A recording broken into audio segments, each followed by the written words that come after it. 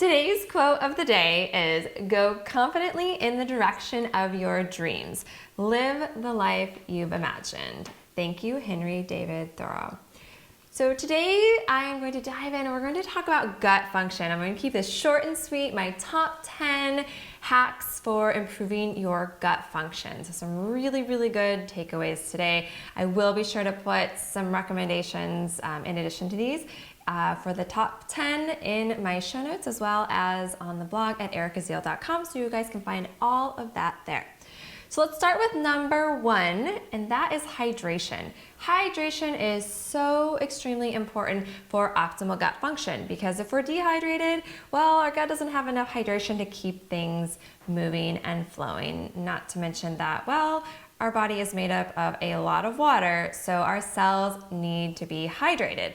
Diving into number 2 is enjoying a green juice now and again, or you can do them daily. My best advice on that is you can't just go to the store and buy the first green drink that you see, because a lot of them are just packed with sugar, as in lots of fruit sugar. It's still sugar. Sugar is sugar. Might be a healthier version of other forms of sugar, fine.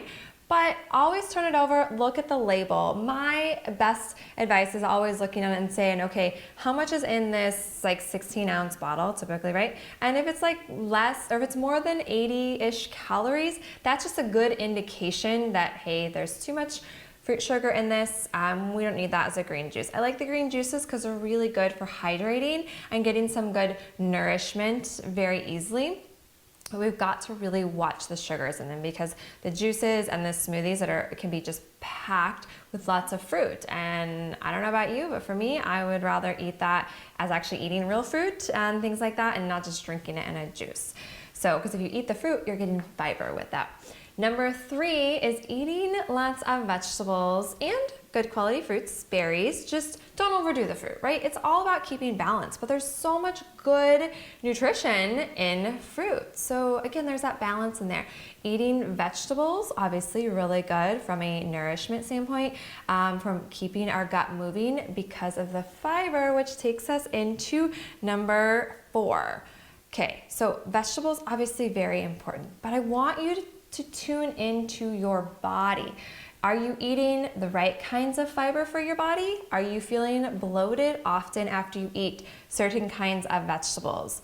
And I've helped so many people with this, so just start being aware of, oh, when I eat these foods, I feel bloated right away, which if you're feeling it right away, that means it's in your stomach. Maybe you're lacking some enzymes in our stomach. We could add some papaya enzyme, which could help to break down the foods in your stomach. Typically, it's going to be down the road 2 hours, 8 hours, maybe even 12 hours later, and you feel it in your intestines. So that's where you're starting to feel the bloat for one reason or another. So what I recommend is, if you feel bloated a lot by eating certain vegetables, typically it's the higher fiber ones like broccolis, things like that are more fibrous, and you can still get fiber from fruit, and avocados are a really good place to get fiber from. There's a lot of fiber in avocado, but the thing with like avocados, taking us into number 5, is eating lots of good fats, because the fats, you guys, I believe the fats are more important for keeping things moving in your gut than adding fiber. Okay, if you feel like you're working really hard to add fiber in your diet, just take a step back and relook at, am I getting enough fats?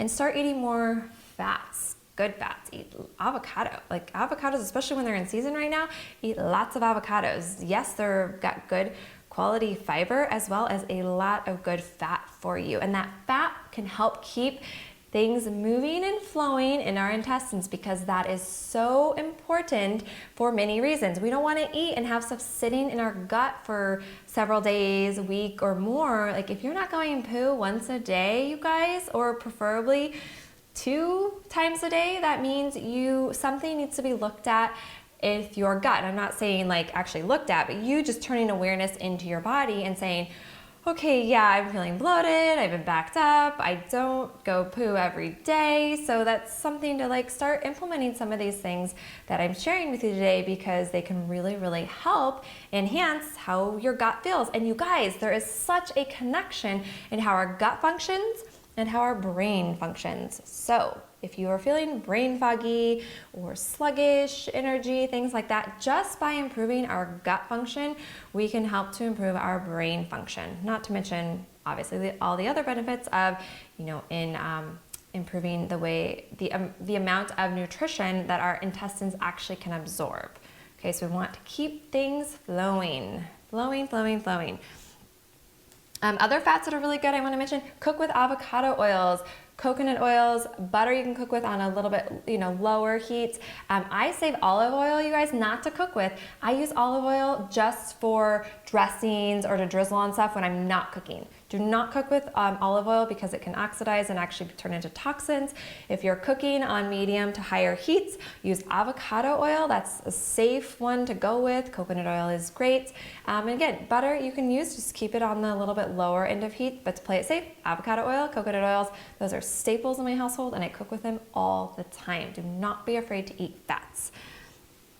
The next one is prebiotics. So you guys, prebiotics help to fuel the good bacteria in our gut, and that's super important. So vegetables like root vegetables, sweet potatoes are really good, and even apples have prebiotics. A lot of vegetables and fruits even have prebiotics. It's amazing. I'll put some of them in the show notes in the list and on the blog at ericazeal.com so you guys can see some of those specific foods. But I know sweet potatoes are a big staple in my diet. Don't be afraid of, oh, there's too many carbs in sweet potatoes, all that. Guys, we need carbs to function, right? It fuels our brain as well. Fat and carbs, but get your carbohydrates from good food, not from grains and gluten and all of that stuff, because all of those can lead to inflammation.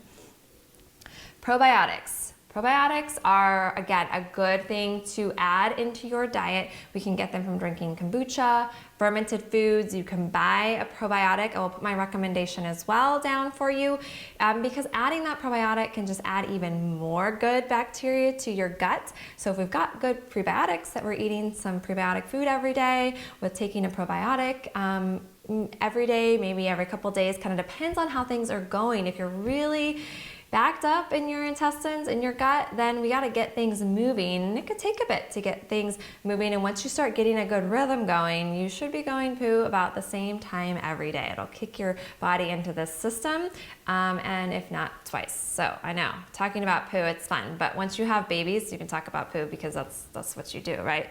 Okay, where are we at? Number eight.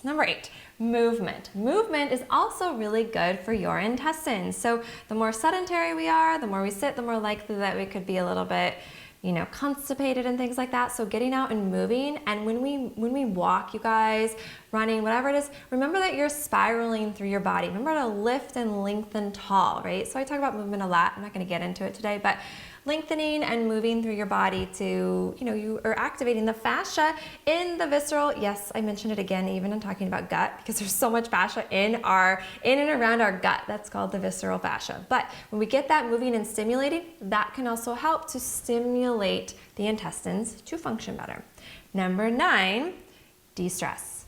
Guys, stress can really affect our gut as well. I know for some people, it can actually make things flow more, maybe on the looser side of things, and for others it can make them more constipated. So just paying attention to how your stress is, because we feel it in our body, in the tissue, in our organs, in our gut. Super, super important. So adding a little bit of meditation, taking some deep breaths throughout your day, getting some movement, getting outside, some fresh air, going walking in nature, things like that, whatever it is for you that helps you just keep your stress a little bit more moderate, okay? A little stress can be okay for the body, but a lot is not. We do not want to stay in that fight or flight all the time, because that really, really affects so much in your body, but specifically talking about gut today, it can affect your gut as well. And the very last one I want to finish with is intermittent fasting. So we'll talk all about this more down the road, but intermittent fasting is when you do not eat for 16 hours, and you can do that once, twice a week. I know some people that say they do it every day. I think that's something you would need to work up to. So some people might think, oh, that could lead to weight gain because I'm not eating enough. But actually, you guys, it's important to also let our gut relax sometimes, because when we eat when we exercise a lot, we eat a lot, that's a stress cycle. I talk about it from time to time. So we get our gut in this kind of stress state. It's always working, always working, always working. When we do that intermittent fasting, it actually lets everything just relax. And I believe it has a little bit to do with the stress as well. So letting things just relax, let it kind of empty out what it's got, and then we eat again. Now, maybe the first couple times you try it, you can't make it 16 hours. That's okay. I also, side note, do know that if you have extreme adrenal issues, I do not recommend intermittent fasting. So that's something run by your physician for sure. But I want to put it out there because those of you that feel like you've been wanting to try it, listen to your body. Always, always, always listen to your body. It may not be the first thing that I recommend in this list of 10, but it's something that if you've been thinking about it, you're feeling pretty good, maybe give it a shot once. And again, don't feel bad or anything if you don't make it 16 hours. Maybe you go a full 10 hours the first time, maybe you go 12 and then you work up to it. And then maybe you find like, oh my gosh, it really does help your energy. So anyway, just a little tip. So check out all these in the show notes and at ericazeal.com. Thank you all so much for listening. I would love for you to share this podcast with a friend, and there's some really good nuggets in this one today, and leave a review on iTunes. And I can't wait to see you guys all back next time. Thanks so much for joining me.